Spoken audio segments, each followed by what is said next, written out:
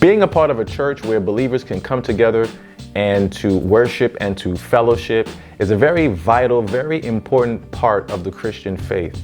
Being part of a church really does help to gain spiritual strength and support, and then it in turn empowers believers for Christian service. Hebrews chapter 10 and verse 24 says, "And let us consider how to stir up one another to love and good works, not neglecting to meet together, as it is the habit of some, but encouraging one another, and all the more as you see the day drawing near."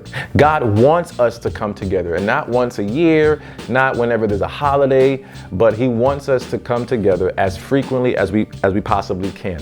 And there are many churches out there within Christianity that have done and are continuing to do a tremendous job in spreading the gospel and gathering the believers to disciple them to the best of their ability. However, there are unfortunately other churches within Christianity that steer away from its purpose and create atmospheres and cultures that are very detrimental to those who attend.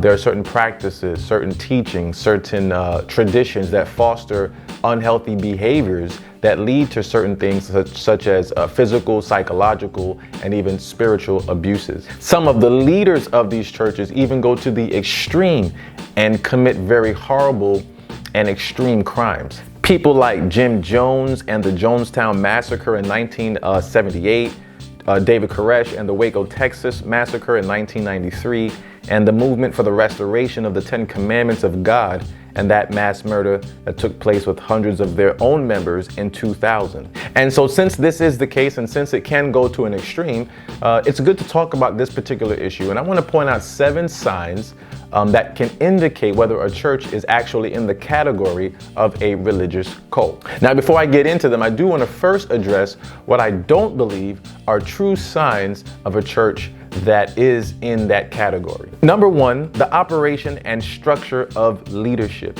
Being under leadership is a biblical teaching. Ephesians chapter 4 and verse 11 says this, "And He gave some as apostles, and some as prophets, and some as proclaimers of good news, and some as shepherds and teachers, unto the perfecting of the saints, for a work of ministration, for a building up of the body of Christ." God did in fact give the church people who would be gifted in leadership for the purpose of instilling proper teaching so that those who would hear would be able to grow and to mature. Number 2, preferred or general standards and policy. A church that has preferred or general standards or policies are not true signs of a church that's a cult, as those things are actually important to help to bring a sense of formality and uniformity within a church. If a church, for example, decides to have communion every first of the month and requests for members to wear white as a means of exemplifying purity, nothing in and of itself is cultic about it. It's just a unified effort within that church to demonstrate the value of a common Christian practice. I mean, we even have certain standards and policies in our places of work and in sports or any other place in the secular world.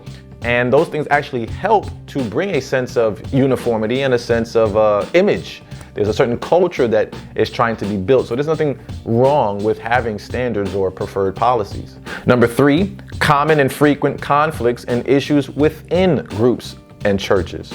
If you are a human and you're going to be surrounded by other human beings, you are going to have differences of opinions, different personalities, and different thought processes. We're not always going to agree on everything. Sometimes disagreements actually help to bring about a solution to a particular disagreement. You might not like what is being done. You may not like how it's being said by even the leadership, but that in and of itself does not mean that the church or the leader is actually cultic. These things are needed in Christian churches. However, the things that we just mentioned can be taken, unfortunately, to an unnecessary extreme, which leads to churches becoming cults. And so with that being said, let's talk about the 7 signs that can in fact show or indicate that a church is actually a religious cult. First, let's just mention what the definition of a cult is. A cult is a religious group or sect whose members are controlled almost entirely by a single individual or by a particular organization. The group or the sect believes that their specific belief systems has the only means to all of life's problems and is gained only by following them through a high level of commitment and total sacrifice towards them. Now, with that definition and with a more focus on Christianity, the first sign that a church is operating or is in fact a religious cult is when the church and its leaders teach and practice exclusivism. This is when churches and their leaders administer a culture by which they believe that they are literally the only ones with all of the truth and are the only avenue for others to obtain eternal salvation. You will often hear strong statements such as, if you are not a part of fill in the blank church or its affiliation, you will not be saved. God only approves of this church. If you want to go to heaven, you must believe exactly what we believe. When Christ comes back, he is only coming back for us. Now, in their minds, anyone who does not subscribe to their understanding or their interpretation of the scriptures are labeled as apostates or of the world, and therefore tell their members to avoid them at all costs. Now, a culture of this kind of exclusivism is extremely dangerous because, number one, it creates an us versus them mentality. That if you are not on their side of theology, then you are literally against them and are seen as the enemy or the agents of the enemy. Number two, it fosters an attitude of pride and superiority where one feels more spiritual and more closer to God than anyone else. Some churches who are a part of an organization or denomination may even look at themselves as more superior and more spiritually stronger than others within them because of whatever standards or whatever practices or who they have as their leader. And then number three, anyone who has an objection to any of their beliefs often will be afraid to address them publicly due to what they know will be an immediate exclusion from their church. Now, no Christian should be influenced or trained to operate in such exclusiveness. Even though Christianity is an exclusive faith, its exclusiveness is only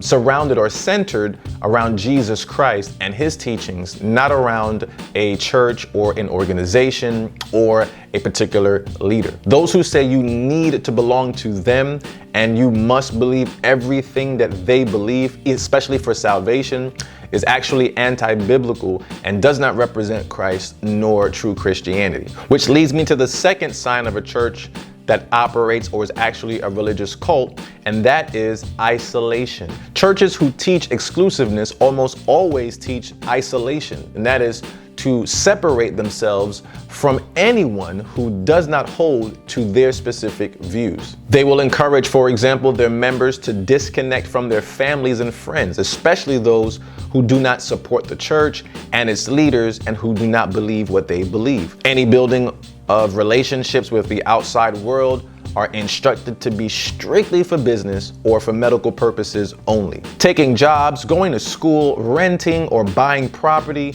is extremely emphasized to be as close to the church's location as possible. Some will even go to the extreme and physically remove themselves from the rest of the human population. They will find land out in some deserted area and build their own centralized community. They'll put fences up in order to ensure that their members don't have to face the fear of being tempted or corrupted from the outside world. Now, this, of course, is also dangerous because, number one, once isolation is accomplished in these churches, there is no accountability for what goes on inside of them. Human sovereignty gets established, which means that any rules can be set, any punishments or consequences for breaking those rules can be given, and no one will be able to do really anything about it. And then the results of this leads to systematic verbal, physical, emotional, psychological, and sexual abuses. Churches with leaders who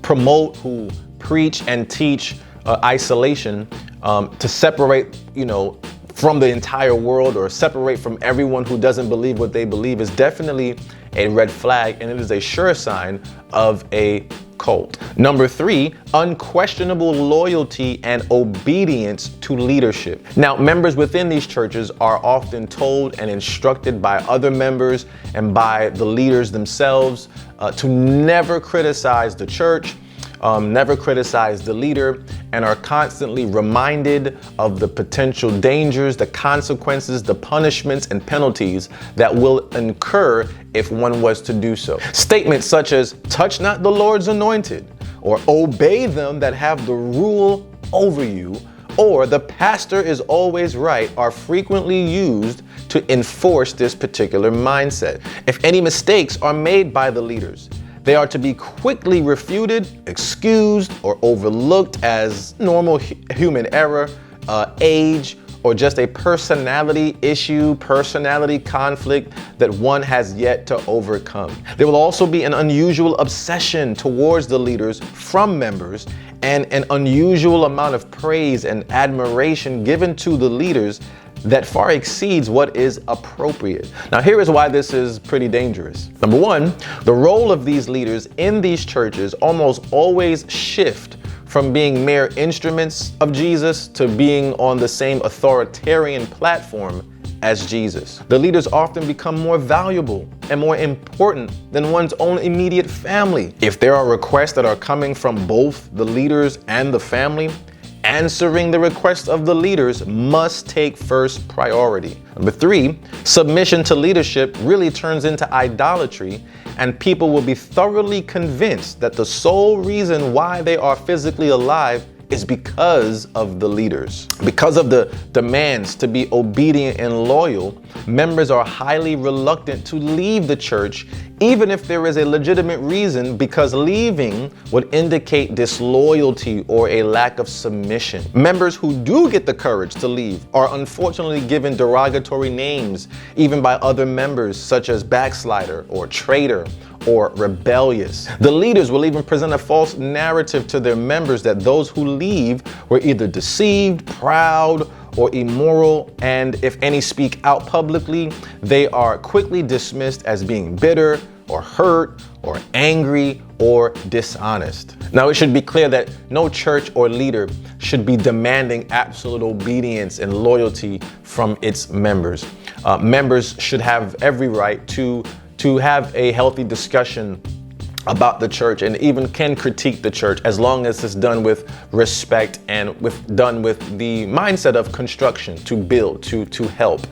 Any church and any group, any leader who is subscribing to obedience in an absolute manner does not represent their particular leadership role appropriately. The 4th sign is aggressive behavioral controls. There is an exceptional amount of rules and regulations, many that are even outside of the Bible, that are enforced on the members in order to control their behavior. Members, for example, are told specifically by their leaders where they can physically go, what they can or cannot wear, what they can or cannot eat, who they can or cannot associate with or marry, and how long their duration can be for any particular event, such as a job position, schooling, or just a simple vacation. Permission for mostly everything must be granted by their leaders. Members are monitored very closely, both inside and outside of the church, by the leaders or by other members, to ensure that the rules and the regulations are being followed. There is also a lot of systematic financial pressure on the members to give to the church and its leaders over and above their ability. Even public expressive worship and ministry involvement, and even church attendance for members, is often mandated or pressured into through fear. Now, this particular sign is not always realized up front. It's really until you get embedded in the culture of the church where you start to kind of realize these things more. It becomes more noticeable. You start to realize, wait a minute, my behaviors are being controlled in order to fit a particular identity that the church wants me to have. Now, here's the fifth sign: information restriction. Now, because they view the rest of society that does not subscribe to their version of faith as unsaved, many times the members are instructed to study and to consume content that only comes from their church or their organization that the church is affiliated with. They will strongly emphasize, for example, learning from their own Bible schools and to purchase their own publication magazines or their own translation of the Bible. If you show any kind of awareness or interest in a wider source of information, leaders of these churches will immediately undermine the reliability of the sources and claim that the authors are either biased or just simply unregenerated. You will hear statements like, well, they don't have the revelation like we have it, so if you listen to them or read their books, they will corrupt your mind and lead you to hell. If derogatory things are being said by the leader about others or even about those within the church, censorship of what is being said will be immediately implemented. Many times they will even say things like, turn the sound or the camera off, as this is an in-house matter. Now, this is a sign that's very dangerous because information restriction is all about having one thing, and that one thing again is control. Their intention is to have full control of how you think and what you believe. Knowledge is power, and keeping people from expanding their knowledge and from exposing any errors, even from within the church, makes it easy to control those who are a part of it. If all of the information that is being received is coming from one source, from one perspective, or from one voice, you will only view things in one way and will become a theological parrot that knows only what is being rehearsed to you. This is a clear sign, once again, of cultic behavior in a church. The sixth sign is continual special revelations, visions, and prophecies from its leadership. Many times the leaders of these churches will claim that they have a direct pipeline to God and are always speaking on behalf of God. They're always receiving new revelations or a new prophecy that is to be given to the congregation. You will often hear statements such as, God just spoke to me and he is saying to me, or thus saith the Lord, or I prophesied to you that in the next X amount of days, such and such and such will happen. Or the Lord has revealed to me something new. You will often notice that the leader will have a revelation, vision, or prophetic word about what must be done one day, and then a week later it changes and there's another revelation, another vision, or a new prophetic word about what must be done. Many times these continual revelations, visions, and prophecies are given with aggression and with personal consequences to those who hear them if not adhered to. Now, here's why this is dangerous. The first thing is that people who do come to believe that the leader has a direct pipeline to God will become entirely dependent on that leader and what he or she has to say, because what he or she has to say in their minds is also divine. They often live in fear of receiving even a bad prophecy or a bad vision from the leader if they don't agree or if they step out of line. Secondly, others who do hear the constant changes of revelations and visions and prophecies can tend to get confused and uncertain about what is actually going on. Spontaneous decisions as a result of this are made.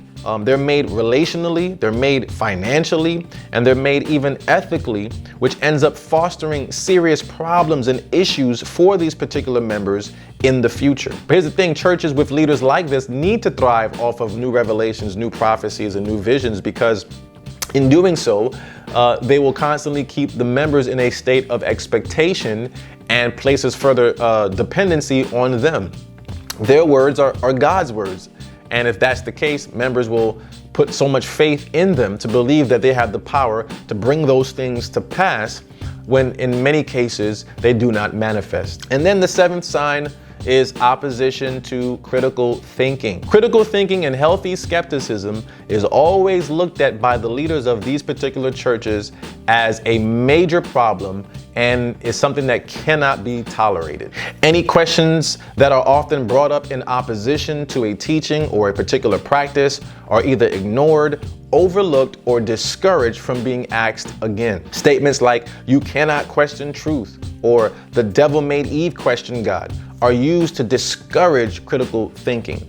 If one doubts or questions certain practices and certain teachings, they are often denounced and looked at as faithless or of a demonic spirit or an endangerment to other people's faith who may hear them. This last sign to me is probably one of the most dangerous because, number one, anyone who claims to have the so-called truth that refuses a close examination may have something to hide that will weaken its claim to what they do believe is truth. Also, when one is discouraged to think critically about their faith, sometimes is unable to think about the things of God for themselves and are forced to rely only on what is said by someone else without giving much thought to it. Once again, they become theological parrots that are unable to really express their faith from their own selves. If you were to ask them, what do you believe and why do you believe what you believe? The only answer that they can give them is, whatever their pastor says, or whatever their leader says, or whatever they read in a book, or whatever their organization tells them to believe. And so that, of course, is dangerous because you really don't have a personal relationship with God. Your relationship with God depends upon whatever else you're being told, who's telling you. Everyone should have the right to think critically for themselves about whatever they are being told to believe, because not everything that is told is always true. Critical thinking then helps to avoid dogmatic instances on doctrinal matters that really don't have clear support from scripture, reason, or from available evidences. Acts chapter 17 verse 11 says this: "Now these Jews were more noble than those in Thessalonica, for they received the word with all eagerness, examining the scriptures daily to see if these things were so." These particular individuals, these believers, did not just take Paul's words as gold, but they went back and they analyzed it, they examined it, they put two and two together, so to speak, just to ensure that what they were being told stood the test for truth. Here's a good quote that I'm always reminded of, that always sticks to me whenever there's an opposition to critical thinking, and that is this: "Truth does not mind questions, but a lie does not like to be challenged." When it comes to attending or being a part of an assembly we call the church, although it's very important, it's a very crucial aspect to our Christian faith, one still has to be mindful where one decides to attend. There are certain practices, certain behaviors, certain teachings, like the ones we just mentioned, that are in fact very unhealthy to a Christian and very detrimental to their actual progress. And so if these 7 signs are apparent where you attend, and of course there are many more signs that we did not discuss, such as crowd manipulation, extra biblical writings that are considered sacred text, group identity versus individualism, just to name a few. It's important that you really take these into consideration and really assess whether or not where you attend is a place that you should continue your walk with Christ. And to add to that, here's a list of things that you actually can do just to ensure that the places that you do attend are in fact the church or a religious cult. For example, number 1, read the church's rules and requirements. See if they are appropriate, biblically sound, or extreme and unbiblical. Evaluate whether the church requires you to isolate yourself from the rest of your family and friends and the rest of society. Watch the leaders of the church and examine their behavior and what and how they teach and preach. Watch the behaviors of the members and see and hear how they view the church and their leaders. Read opinions and experiences from past and current members of the church. It really may enlighten you to know how other people view the church and may give you the details that you need to know. Talk to the family and talk to friends outside of the church and ask if they think that the church is a religious cult. Many times their opinions will sometimes be more unbiased than the members of the church themselves. Determine if they have an elitist doctrine. Do they believe that they're literally the only ones that will be saved and are the only means for others to be saved? See if you are allowed to ask questions of any sort. Determine what would happen if you left the church. Will it be a decent transition? Or will it end in a traumatic way, such as humiliation or denunciation? And then be honest with yourself. Think about the church's goals and how it treats you and how it treats its members. Well, that's it for the video. I hope it was a blessing, and I really hope it was encouraging even for those who probably have been affected by churches and religious cults, and maybe this might be helpful for those who are in a cult and maybe didn't know that they were in a cult. Hopefully this kind of sheds some light for you. So if you like the video, just please like, share, subscribe, share some comments if you would like, hit that notification bell, and I trust that we'll be able to provide more content for you. Well, that being said, as always, as you're going to delve back into the Word of God, just ensure that when you delve into that Word, that you remind yourself, I got to keep everything in context.